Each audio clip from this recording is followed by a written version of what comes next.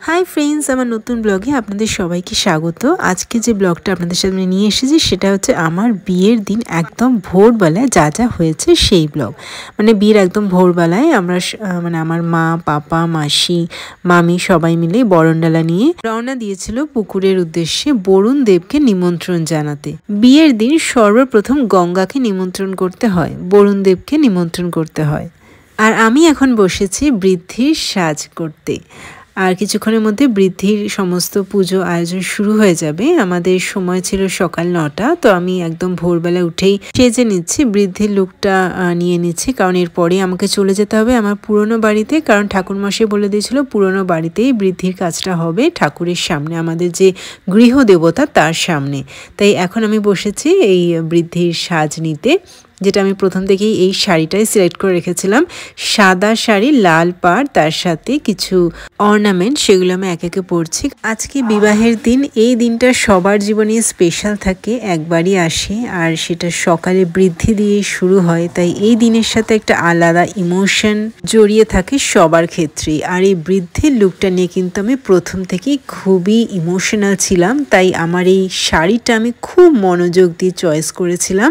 সাদা শাড়ি, তার সাথে গোল্ডেন ওয়ার্ক রয়েছে, আর পাড়ের যে রেড কালারের পাড়টা রয়েছে তার মধ্যেও গোল্ডেনের কাজ রয়েছে। আর ব্লাউজটাও আমি খুব মনোযোগ দিয়ে চয়েস করেছিলাম, আমার পছন্দেরই একটি ব্লাউজ, সেটা আমি বানিয়েছিলাম। এটা রেডিমেড নয়, এটা বানানো, শাড়ির পাড় থেকেই কেটে নেওয়া।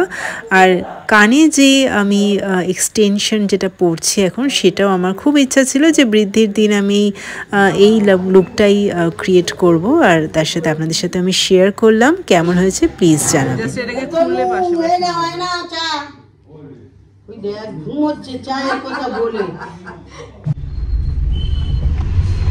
এটা হচ্ছে আমার বৃদ্ধির লুক।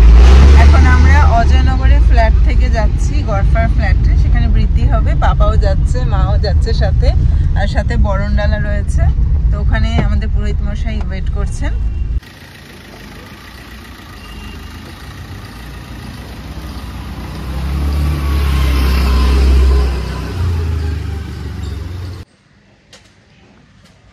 এটা আমি ঢুকছি আমার পুরনো বাড়িতে।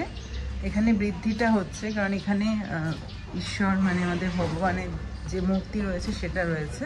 তো আমাদের পুরোহিত মশাই বলেছে নিজেদের বাড়িতেই বৃদ্ধির কাজটা করতে হয়। তো আমরা নতুন ফ্ল্যাটে বৃদ্ধিটা করছি না, আফটার বৃদ্ধি আমরা আবার ফ্ল্যাটে বা ম্যারেজ হলে যাব হলদি সেরিমনির জন্য। তো আপাতত বৃদ্ধিতে যাচ্ছি। এটা আমাদের পুরনো বাড়ি।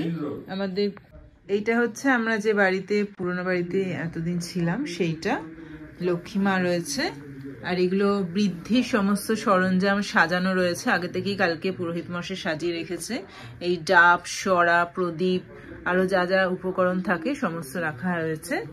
এখন বৃদ্ধি ফটোগ্রাফারকে বলা রয়েছে, তো সে আসছে আর কিছুক্ষণের মধ্যেই, আর পুরোহিত মশাইও বলেছে চলে আসবে তাড়াতাড়ি।